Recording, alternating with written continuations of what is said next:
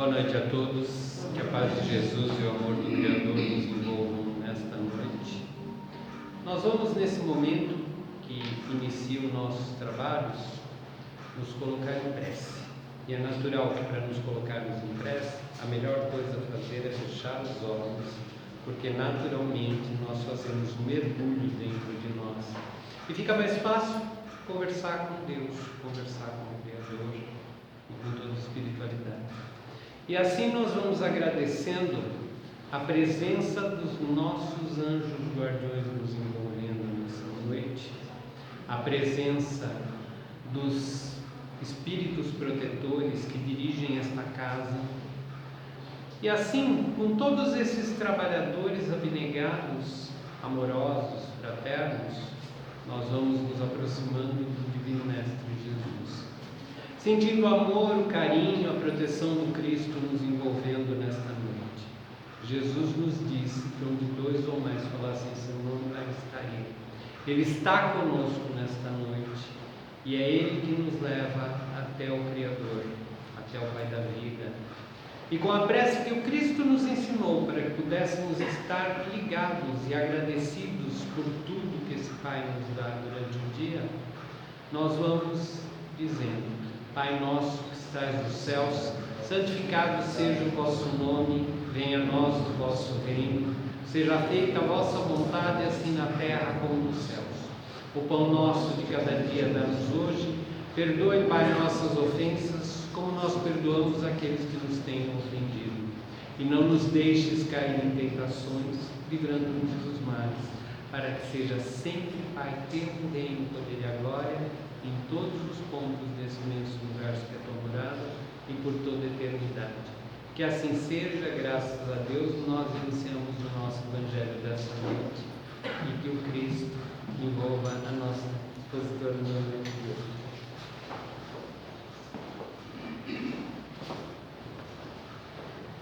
Bom, gente, boa noite a todos. Essa noitinha chuvosa, mas fazer o Evangelho com tema livre, né, é sempre um desafio, porque a gente sempre fica pensando, né, o que a gente fala, né, qual é o tema. Né? Então, assim, diante de tantas coisas que acontecem com a gente fica nessa pensando o que o Evangelho pode nos ajudar a refletir, né, que tipo de contribuição que ele pode trazer. E aí eu estava vendo uma palestrinha da Lucilena Galvão, né, sobre a vontade. E aí ela contou uma história que eu acho que é bem interessante, né, para o tema de hoje, né, já que a gente vai pensar sobre vontade, escolhas e posicionamento, embora seja um tema meio complexo, né, e profundo, né, mas pelo menos vai ser aproveitar esse tempo para começar a refletir um pouquinho sobre isso. Né. Ela dizia o seguinte, que tem uma lenda hindu, né, que dizia que existia um príncipe guerreiro muito sábio e muito justo. E que ele havia vivido já muitos conflitos, muitas guerras, vários tipos diferentes, até que um dia, pela sua justiça, por ele viver sempre dentro da reta ação, né, por ele ser uma pessoa muito boa, ele recebeu como dádiva, né, como presente, a oportunidade de entrar no céu de Indra. Indra é uma das mais sagradas divindades que existe no hinduísmo. E lá cada divindade possui o seu céu. E o céu de Indra é um dos mais desejados por todos os hinduístas. Né? E aí então, esse príncipe, ele se chamava Yudhishthira. Né? E ele recebe então esse direito de pertencer ao céu de Indra. Só que ele ia ter que encontrar um portal. Né? Não é porque ele ganhou o direito que o portal apareceu na frente dele. Então ele começa uma longa caminhada de anos, né, em busca desse portal. E ele não achava em lugar nenhum, até que um dia ele encontra no meio do caminho um cachorrinho vira-lata. Daqueles bem, eu brinco, né, assim, na hora que eu vi, eu já imaginei o famoso vira-lata caramelo, né, o nosso querido brasileiro, né, ou seja, ali no meio, e ele se afeiçoou àquele cachorrinho, né, o cachorrinho se afeiçoou a ele, e eles deram essa continuidade na jornada juntos, né, e juntos eles passaram muitas dificuldades, passaram fome, passaram sede, passaram frio, passaram calor, passaram todas as complicações que poderiam existir juntos. Até que depois de mais alguns anos, ele encontra o portal do céu de Indra. E ele fica feliz, né? E aí o anjo vem recebê-lo, né? Esse anjo chamava Gandharvas, né? E aí o anjo fala, né? Que bom, jovem príncipe, que você chegou, Indra te aguarda, por favor, entra, né? Seja bem-vindo ao céu de Indra, né? E aí ele todo feliz com o cachorrinho vai entrando, quando o anjo entra na frente, ele fala, para, você é bem-vindo, o cachorro não. Não já se viu um cachorro vira-lata no céu de Indra, né? Ou seja, você ganhou esse direito de entrar, o cachorro vai seguir o caminho dele. Aí, então, Yudhishthira para, olha para o anjo, olha para o cachorro, e aí ele fala com todo carinho, com todo respeito ao anjo, diz, eu agradeço o convite e a possibilidade de adentrar ao céu, mas eu fico com o cachorro, né? E aí ele recusa, e o anjo fica olhando para ele e fala, como assim? Você vai abrir mão do céu por causa de um cachorro?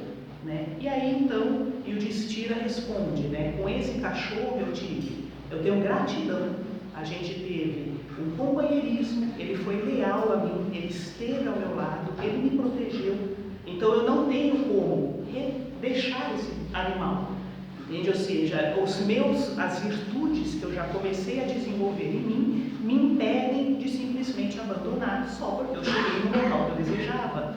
Nessa hora o cachorro vira Indra. E aí então o anjo fala para ele, se você tivesse recusado esse cachorro para manter o desejo de adentrar ao céu, você ainda não estaria pronto para entrar no céu. Agora sim vocês podem entrar. Entende? E essa é a historinha que a Lucilena contou. E aí eu fiquei pensando, falei, poxa, né? Era um cachorro vira-lata. Então se a gente para pensar, como assim? Né? E aí que ela nos chama a atenção de como a gente está distante para compreender essa posição, que as virtudes estão acima dos desejos, e sempre vai ser desse jeito.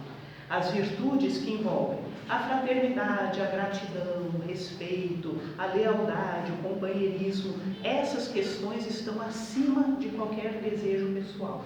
E esse é um processo evolutivo que nós, espíritos, vamos ter aí em alguns milênios para chegar nessa posição do personagem da história, né? De saber fazer a escolha certa, de saber se posicionar. E essa historinha, ela traz, né, muitas questões importantes, né? O que a gente pode entender disso? Então, primeiro, que o céu, né, para os orientais, né, o céu seria para todos aqueles que desenvolveram a retação. A retação estaria no Evangelho do Cristo igual, semelhante ao homem de bem, quando a gente vê, quando Jesus fala do homem de bem, que para esse seria o céu. E o que seria a retação? De uma maneira muito simples, seria a capacidade que a gente teria de viver, existir, colocando as nossas ações, os nossos comportamentos a serviço dos nobres ideais, como o amor, a justiça, a bondade, a honestidade, e não a serviço dos nossos interesses pessoais.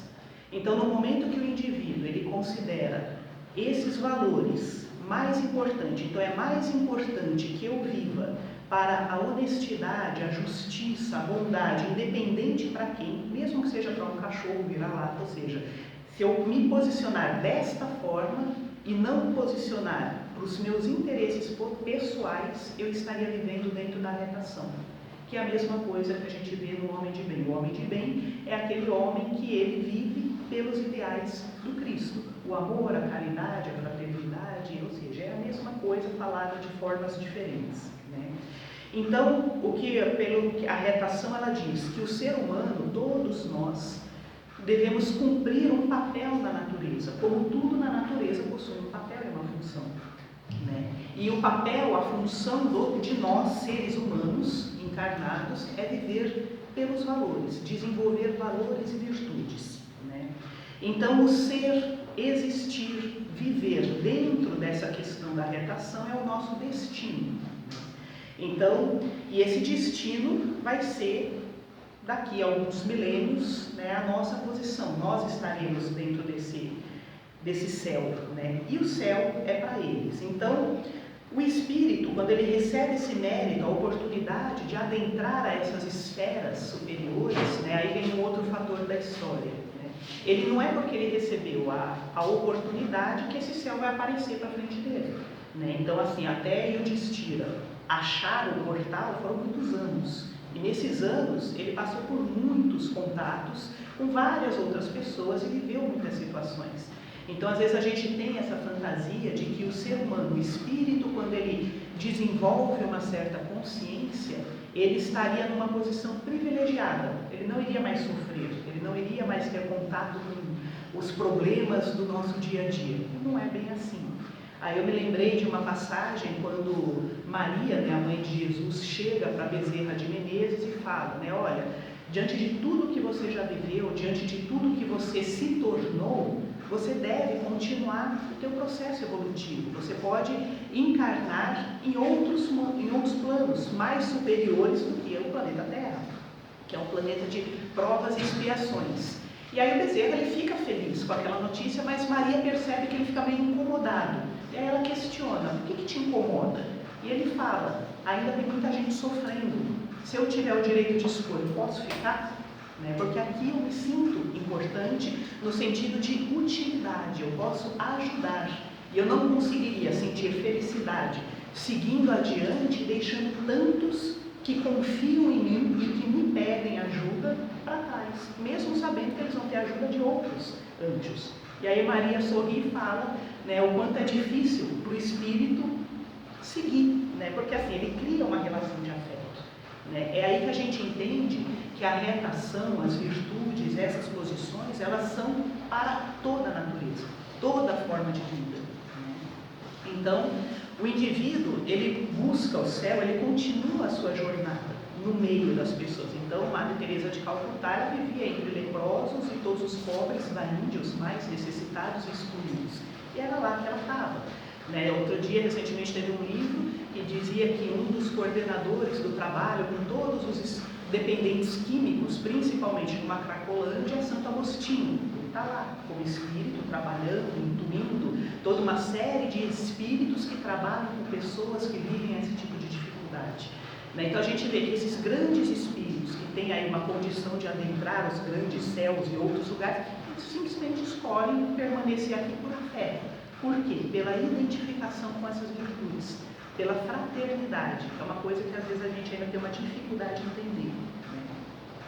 Então, aí tem outro fator dessa historinha que nos chama a atenção. Né? Quando o guerreiro, né, o príncipe, chega no portal, né, ele vivenciou o maior dilema de todos eles, né, que foi o confronto interno entre o desejo e as virtudes. Então, naquela hora, claro, se esse Yudhishthira caminhou durante anos procurando o portal do céu de Indra, é lógico que ele desejava entrar no céu. Né? É o maior sonho dele, é o maior sonho nosso, entrar no reino dos céus. Né? Tanto que a gente encarna, muitas vezes, com essa intenção, com esse desejo. Só que naquele momento exato, onde ele teve a oportunidade de seguir adiante, né, ele teve que priorizar as virtudes e não o desejo interno. E esse é o momento onde mais a gente encontra no nosso dia a dia, né, na nossa vida, aí afora, né, na vida como ela é, os grandes desafios. Às vezes a gente sabe que alguma coisa deveria, sei lá, eu deveria me posicionar ou escolher de acordo com essas virtudes, né, da justiça, da bondade, da honestidade, do respeito, mas de repente a gente sente aquele mal-estar, né, aquela sensação de insegurança, aquela dúvida interna do tipo, será que eu devo? Ah, mas será? O que vão pensar? Né? Eu vou ser a pessoa estranha do grupo, né? A pessoa chata que quebrou o clima porque cortou uma brincadeira. Enfim, a gente fica naquela posição insegura de se posicionar, porque a nossa virtude ela ainda está ganhando corpo, terreno dentro da gente. Né? Ela não está tão firme. Porque se a gente fosse pensar, se chegasse um anjo, pelo menos para mim, e falasse para mim, ó, faz isso, eu não ia nem questionar, eu ia fazer. Deixa assim, se ele mandou, ele sabe e eu faço. Só que não é bem assim, entende? Ou seja, na verdade, eu preciso aprender a ter um pensamento coerente. Né? Por isso que a gente aprende no Espiritismo que a fé deve ser raciocinada. Ela deve ter lógica, coerência com a razão. Não é uma coisa imposta, colocada, ou seja, eu tenho que refletir. E eu vou refletir baseado em quê? Nas virtudes que eu carrego. Então, se dependendo do posicionamento, o anjo chegasse um dia vai chegar em uma situação semelhante a essa para todos nós, sem dúvida, né? Ou seja, faça tal coisa contrária àquilo que eu acredito, eu vou ter que virar para o anjo, mesmo sendo anjo, e falar: olha, sinto muito, eu não vou fazer.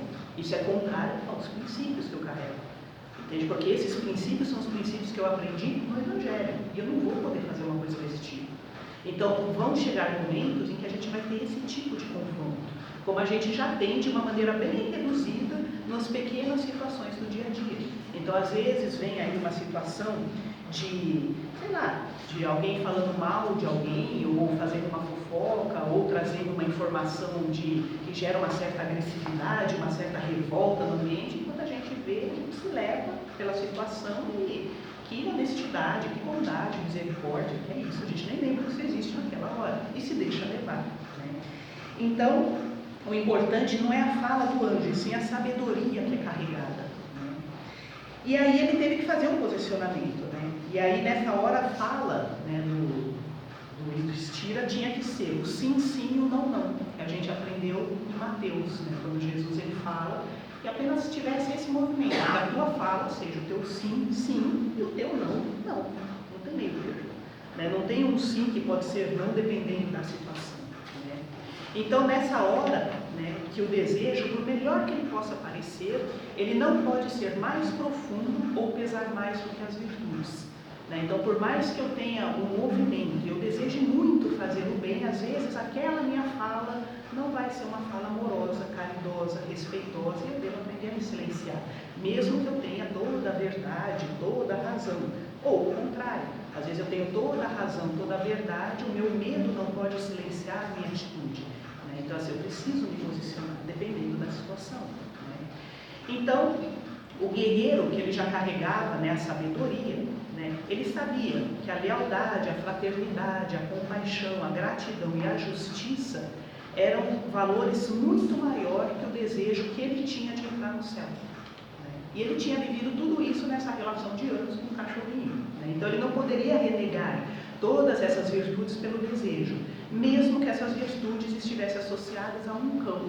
E aí vem um detalhe, não é à toa que é um cachorro vira-lata na história, né? Porque tudo na natureza, como a gente aprende, merece o respeito e a consideração, né? Não é porque nós já adquirimos a capacidade de refletir, de pensar e temos uma inteligência a nosso serviço, que a gente está numa posição privilegiada em relação ao resto da natureza. Nós somos partes integrantes da natureza, né? Todos nós coexistimos dentro do mesmo ordem. Então, assim, essa visão de superioridade é uma visão que a gente tem que adaptar. Então, aquele cachorrinho, ele contava que o Yudhishthira, aquele cachorrinho tinha sido leal a esse guerreiro. E na pequenez do cachorro, ele tinha se entregado 100%. Toda a vida dele estava a serviço do guerreiro, né? Então, como que ele ia passar por cima? Então, não era porque ele chegou aonde ele queria chegar que ele poderia simplesmente descartar a lealdade daquele que havia se doado em tudo que ele era.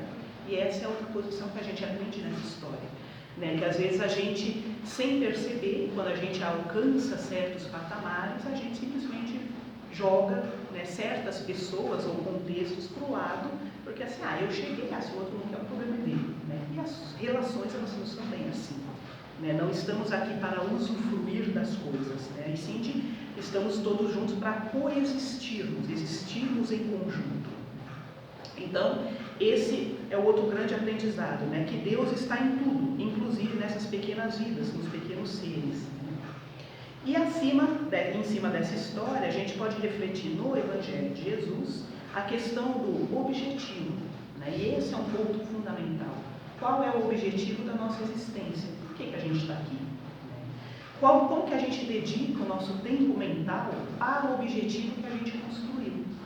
A gente não está aqui para viver o mundo aí fora só para trabalhar, pagar as contas e resolver os conflitos de sociedade, de amigos e de política, coisas do tipo, né? Nós estamos aqui, o meu primeiro compromisso tem que ser com o meu próprio espírito, né? Então eu tenho que ter um objetivo de existência, eu tenho que saber para onde eu vou levar essa existência e dedicar parte do meu tempo mental para isso. E isso a gente chama de perseverança e constância, que vai gerar motivação. Então, quando a gente pensa na vontade, né, tem um livro muito bom chamado Pensamento e Vida, de Emmanuel, que ele ele fala bastante sobre a importância da vontade, a vontade no espírito é o que direciona para onde esse espírito vai. Então a vontade é a decisão que vai ocorrer no nosso campo mental. A mente é o espírito. Então a vontade que existe no meu campo mental vai fazer com que tudo que eu sou vá para aquele local. Então a vontade ela não está no corpo, ela está no cérebro. Não está no cérebro, né? Ela não está no corpo, ela está na alma. Então a vontade é a força, é o combustível que direciona o espírito. Então é a vontade que leva, igual um mapa, né? O espírito para algum lugar. Então eu fiquei pensando que é como se fosse um Waze mental. Então, no aplicativo, eu tenho que colocar lá, aonde eu quero chegar. Ele pergunta, onde você quer ir? Eu coloco tal lugar. E aí, o aplicativo, ele me cria um mapa. E ele fala para mim, vai para lá, vai para cá, faça isso, porque o foco é sempre o objetivo. Então, a existência nossa deve ser mais ou menos nesse sentido. Qual é o objetivo? Eu preciso desenvolver mais o quê? Então, assim, uma das sugestões, né, que a filosofia traz bastante é escolha, pelo menos, sei lá, 2 virtudes que você gostaria de desenvolver mais. Então, eu quero desenvolver mais a justiça e a bondade, porque a justiça sem bondade vira tirania, como se diz, né? Então, assim, quero ter a justiça e a bondade. Então, esse é o meu foco. Quando eu desencarnar, quero ser mais justa e mais bondosa. Vou viver a minha vida nesse foco. Vou ter a perseverança e a constância em cima disso. Então, todo dia, quando eu acordar, eu vou pensar, ok, esse é o meu foco. Então, eu vou viver o meu dia, as minhas escolhas, a minha realidade, no meu trabalho, na minha família, com amigos, dentro desse foco. Eu estou sendo justa, eu estou sendo bondosa, ou seja, esse é o meu objetivo. E é claro, cada um pode ter o objetivo que quiser, mas criar esse objetivo é muito importante. E dedicar sempre o seu tempo para se construir em cima disso. Né? Porque no momento que a gente tem um objetivo, a vontade, ela vai mostrando as alternativas, os meios para chegar lá. Então tem um livro que fala sobre tal coisa, tem uma palestra que surge, é uma situação no dia a dia. Poxa, naquele momento eu consegui ser um pouco mais bondosa, naquele momento eu fui um pouco mais justa. Então a gente começa a perceber que a vida traz uma série de situações para me levar para aquele caminho, já que aquele está sendo o meu norte. Então, existe 3 meios da vontade se manifestar, conforme eu observei. Ela pode se manifestar de uma forma passional, que é aquela coisa, eu sinto sentimentos, aparecem os desejos, as emoções, e aí isso me leva, tenho muita vontade de, sei lá, estou com vontade de comer algo, estou com vontade de ir lá e falar tudo que eu penso daquela pessoa, estou com vontade, ou seja, eu estou sendo levada por um sentimento ou por uma necessidade. Enfim. Ela pode se manifestar de uma forma bélica, né, que a gente vai dizer que é aquela vontade de ser instintiva, né, então que normalmente os instintos, né, mais famosos são os da agressividade e da sexualidade. Então o famoso jargão do a carne é fraca vem dessa vontade, né, quando as pessoas acham, eu vou lá e bato mesmo, vou lá e saio mesmo do mundo, aquela coisa toda. Ou seja, eu me deixo levar, porque a pessoa cria uma fantasia de que o meu corpo manda em mim. Não é a minha mente que manda, é o meu corpo que tem necessidades, não é a alma que tem. Então é uma distorção da questão da vontade. Então a vontade ela pode ser então levada pelas emoções, né? Então eu amo aquela pessoa e vou fazer de tudo por aquela pessoa, mesmo que eu me enfie dentro de um buraco, né, e prejudique toda a minha existência. Ou eu tenho uma visão de que eu vou lá e vou viver de acordo com os meus instintos, ou finalmente a vontade de uma forma consciencial, que é a consciência, que essa estaria a vontade a serviço da sabedoria, da capacidade de pensar, refletir, racionalizar de uma maneira lógica, de uma maneira coerente. Né? Então ela também pode estar associada a sentimentos, mas uma vontade dentro da forma consciente, ela nunca vai estar associada a instinto. E aí a gente vê no Evangelho, né, que o Espírito, ele diz, né, que o Espírito ele começa a surgir, a funcionar, a existir, primeiro num campo dos instintos, depois um pouquinho mais amadurecido no campo dos desejos, das vontades, e um pouquinho mais amadurecido, finalmente, no campo dos sentimentos. Né? Então existe um processo de progressão e de evolução. Né? Então, considerando que a nossa encarnação aqui, ela tem esse propósito de favorecer a evolução daquilo que a gente é, então é impossível não pensar sobre qual vontade que está sendo mais constante na nossa vida. Né? Então, qual das 3 formas de vontade a gente tem utilizado mais? Né? O que nos move? O que nos motiva? Né? Quais são os nossos objetivos de existência? Estão sendo motivados por quais emoções? Pelos instintos, pelas emoções ou pela consciência? Então, assim, fazer esse processo de reflexão mesmo. Porque todo o campo mental do espírito, né, ele mostra, ele vai caminhar conforme essa vontade. Então, qual que é a qualidade da nossa vontade? Eu acho que esse é o ponto principal, que todo o Evangelho de Jesus e a nossa proposta de encarnação está em cima disso. Né? Então, a vontade está a serviço das virtudes ou dos desejos?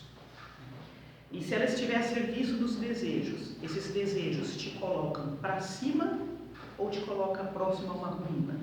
Né? Ou seja, onde está? Então, onde que a tua vontade se abastece? Né? De qual fonte ela bebe? E por que olhar tanto para a vontade? Né? Porque ela é o objetivo interno da alma. E a gente não é porque eu não estou pensando sobre isso que a minha alma está perdida. Entende? Ou seja, você já deve ter ouvido falar que todo mundo que encarna tem ali um plano reencarnatório. É mais ou menos o que a pessoa, o espírito, deseja vivenciar e o que mais ou menos ele vai viver. Tanto de provas, expiações, experiências e tal. Ou seja, o plano reencarnatório já é um objetivo que foi construído pelo próprio espírito, antes dele encarnar. É aí que a gente não pode esquecer que a gente já existia antes dessa matéria, né? Então, assim, a gente já era antes. Né? Então, nesse sentido, né, definitivamente a gente não tem mais como estar carregado, né, e viver de acordo com a filosofia do pagodinho, né, da vida leva eu. Né? A gente tem que mudar esse processo, a gente tem que estar mais consciente, mais reflexivo. E aprendemos então com o Evangelho, né, que aí vem, né, a postura do seja o vosso falar, sim, sim, não, não. E para ter essa atitude, a gente tem que ter consciência. Né? Como que eu vou me posicionar no sim ou no não se eu estiver adormecido? Né? Se eu não tiver esse processo reflexivo. Então, Jesus foi o maior exemplo de posicionamento que a gente teve. Ele era coerente nas escolhas. Ele sempre, sempre existiu servindo a Deus. Né? E ele foi um grande exemplo para toda a humanidade. Então ele se manteve reto na vida dele toda, seus 33 anos, ele se manteve reto no propósito dele, mesmo diante das barbáries e das injustiças. Então ele trouxe o conhecimento para a gente, né? E através desse conhecimento, né, ele mostrou, não só falando o conhecimento, como ele vivia o conhecimento no meio das pessoas. Né? Então ele viveu de forma branda e pacífica. Né? Quando a gente pensa, né, bem-aventurados, brandos e pacíficos, Jesus era assim. Né? Então, mesmo quando ele sofreu todas as aflições, né? Em relação ao orgulho e ao egoísmo, né, que a gente também vê no Evangelho, que são as chagas de todo o mal da humanidade, repousa no egoísmo e no orgulho. Então, Jesus se mostrou que ele mesmo era um espírito pobre disso, ele não tinha orgulho e egoísmo, né? Ele estava totalmente além daquilo. Né? Tanto que ele era humilde e totalmente puro de coração. Ele consolou todas as formas de sofrimento que chegavam até ele com a postura dele de caridade, de benevolência, de respeito, né, de compaixão, de misericórdia, de bondade, de justiça. Então Jesus, em todas as passagens, quando a gente vê a Bíblia, né, quando a gente vê os trechos, todas as passagens, ele sempre foi harmonioso, né, equilibrado e coerente. Nunca teve um posicionamento onde ele falou uma coisa e agiu de outro jeito. Ele foi aquilo que foi, é o exemplo de retação.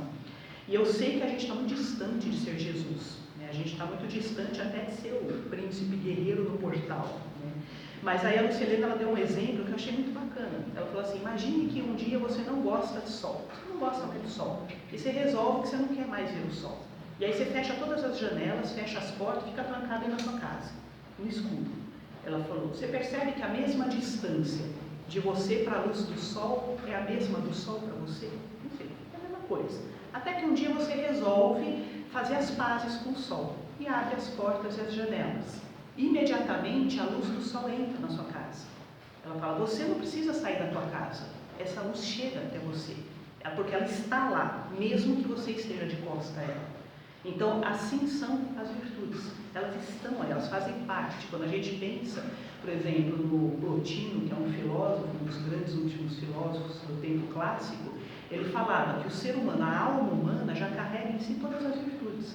só que elas estão misturadas, sujas, né? Ou seja, num lamaçal de pensamentos, de fantasias, de ilusões que a mente humana construiu. Aí embaixo disso tudo estão todas pedras preciosas. Ele falava, então o espírito ele não tem que, a alma não tem que buscar fora, está dentro.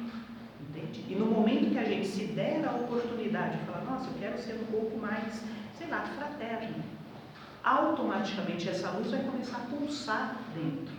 E a gente vai começar a se identificar com isso, vai começar a enxergar isso, e vai começar a brilhar isso, até que vai chegar um ponto que a gente vai ser isso.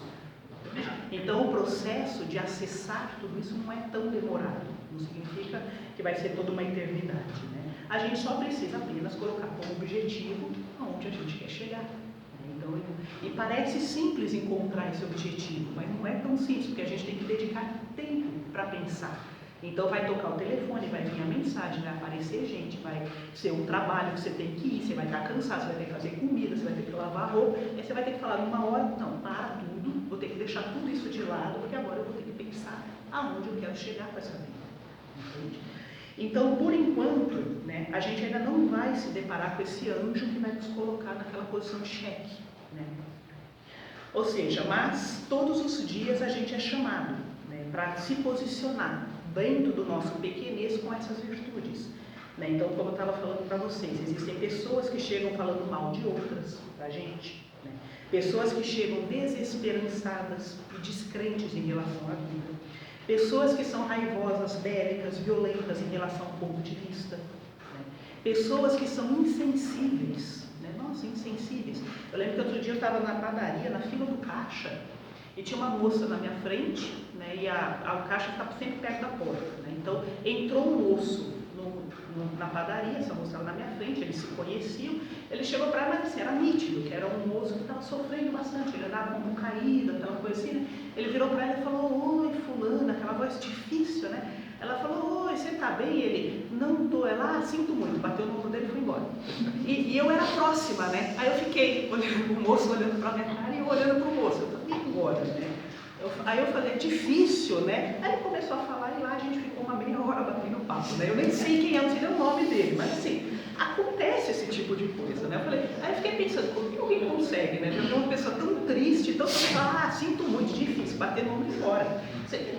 É insensível, existe gente assim, né? Então, é a virtude de não se misturar, né? Não se envolver com o problema. Né? Ou seja, é uma capacidade, né? Ou seja, existem pessoas que estão ainda tão adoecidas da alma que elas se identificam mesmo com a maldade, com o descaso, com o escárnio, né, daqueles que começaram a fazer alguma coisinha de bom. Né? Então, às vezes a gente vê, né, uma pessoa está ali querendo, sei lá, vai devolver um troco a mais, aí vira o outro e fala, ah, deixa de ser bobo, guarda para você, e fica tirando o sarro daquele que foi justo em devolver o troco. Aí você fala, gente, que mundo, né? Então, esses são alguns exemplos de pequenas portinhas, né, que a gente se depara diariamente em qualquer lugar. E são nessas situações do dia a dia que a gente tem que começar a se questionar como a gente se posiciona nisso, né? Como que a gente escolhe se comportar quando a gente vê essas situações. A gente age, né, reage a tudo isso de uma forma muito passional, muito sentimento, guarda para si e vai embora. A gente age de um jeito muito bélico, muito instintivo, ou a gente já consegue pensar um pouquinho e tentar agir de uma maneira um pouco mais sábia. Porque nós somos responsáveis pelas nossas escolhas e nós somos livres para escolher. Então a gente precisa apenas estar mais atento na qualidade das escolhas que a gente faz, né, todos os dias. Então assim, essa, né, foi a proposta desse encontro, né, e aí uma coisa muito importante, porque quando eu estou fazendo evangelho, eu fico conversando na minha cabeça, né, e na minha cabeça às vezes faz tudo muito sentido, né, e não necessariamente haja o sentido quando eu falo depois, aí já é uma outra história. Mas assim, não há nenhum desejo de causar nenhum tipo de mal-estar em vocês, né, no sentido, só porque eu estou falando essas coisas, né, no sentido, é apenas assim, de chamar um pouquinho a atenção de uma forma um pouco mais carinhosa para o tempo que a gente tem, né, enquanto a gente está encarnado. Né? Esse é um tempo muito precioso, né, um tempo muito especial, porque nós estamos protegidos de todas as coisas. Então, por exemplo, eu estou protegida, encarnada de todas as coisas que um dia eu já fui. Né? Nesse momento eu não lembro de nada. Então, nesse momento eu sou inocente de tudo. Mas qualquer um me acusar, eu falo inocente, eu não lembro, eu não vivi, então deixa quieto. Né? Mas assim, eu tenho toda essa existência para poder tentar construir um futuro. a gente é poupado das lembranças de culpas, de mágoas, de traumas. A gente está mais blindado. Então a gente pode usar esse tempo de um jeito positivo, né, para o nosso próprio crescimento. Né? Então essa era a proposta, né? Porque um dia a gente vai ser um Yudhishthira, né, na vida, né? Ou seja, dentro desse portal dos céus. Né? Enfim, gente, é isso. Né? Então vamos fechando nossos olhos, né, se ajeitando, acomodando a cadeira, agradecendo então a Deus pela oportunidade de tantas pessoas, né, tantos professores, tantos livros, que nos ensinam, que nos trazem a oportunidade de refletir. São como os portos seguros, né, que a gente tem aonde se apoiar, se ancorar, para poder refletir um pouquinho mais seguro. Então a gente agradece a todos esses que se doam, que escrevem, que compartilham esses pensamentos, estudos, e principalmente a gente agradece ao Evangelho de Jesus, agradecemos a esse exemplo desse Espírito que nos ama com uma intensidade, uma proporção que a nossa pequenez é incapaz de compreender. A gente agradece todos os apoios de todos os espíritos amigos que oram pela gente, que nos intuem bons pensamentos, bons sentimentos. Agradecemos pelo nosso anjo protetor, esse mentor amigo que nos ama incondicionalmente, que nos aconselha, caminha com a gente todos os dias e que é aquele que está sempre pronto a todo momento que a gente necessita, que vibra com as nossas conquistas, com as nossas vitórias, que chora junto com os nossos sofrimentos, que sempre nos dá colo, apoio, amparo. Agradecemos a toda a família terrestre, aos amigos que vão fazendo parte dessa grande família. Agradecemos ao grupo que a gente pertence, que faz parte. E agradecemos também, Deus, por toda a existência, por essa vida, essa oportunidade de crescimento, de transformação. Agradecemos tudo que a gente pode usufruir e ter contato.